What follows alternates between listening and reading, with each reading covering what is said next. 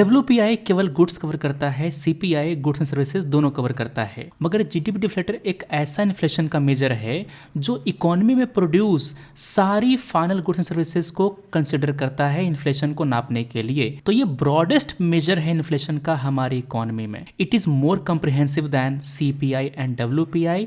ये हमारी इकोनॉमी का करंट प्रोडक्शन स्ट्रक्चर को रिफ्लेक्ट करता है। इसका फॉर्मूला है nominal GDP by real GDP into 100।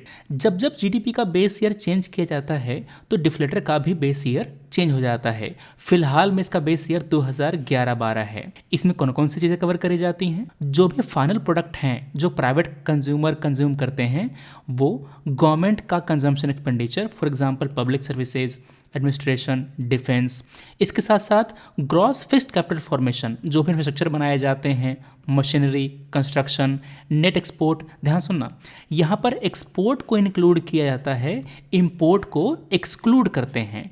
तो सर इंपोर्ट को एक्सक्लूड क्यों करते हैं? कई सारे रीजन है। सबसे पहला, डबल काउंटिंग ना हो जाए। जो इंपोर्टेड प्राइस है उसको ऑलरेडी कंसिडर किया जा चुका है बाकी दूसरे सामानों में, इसीलिए इंपोर्ट को एक्सक्लूड किया जाता है। जीडीपी डिफ्लेटर का पहला डिमेरिट ये है कि मंथली अवेलेबल नहीं होता। CPI और WPI दोनों मंथली अवेलेबल होते हैं और ये कंज्यूमर सेंट्रिक नहीं है, ये बहुत ही ब्रॉड मेजर है इकोनॉमी का। It is also not suitable for welfare analysis या फिर इन्फ्लेशन टारगेटिंग।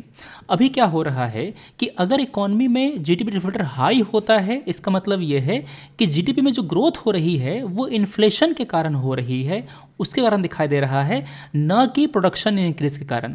अगर डिफ्लेटर लो है इसका मतलब रियल ग्रोथ शो हो रहा है, न कि केवल मुद्रास्फीति के कारण। जीडीपी डिफ्लेटर और CPI में हमको अंतर दिखता है इंपोर्ट प्राइस में चेंज के कारण या फिर क्रूड ऑयल फ्लक्चुएशन के कारण।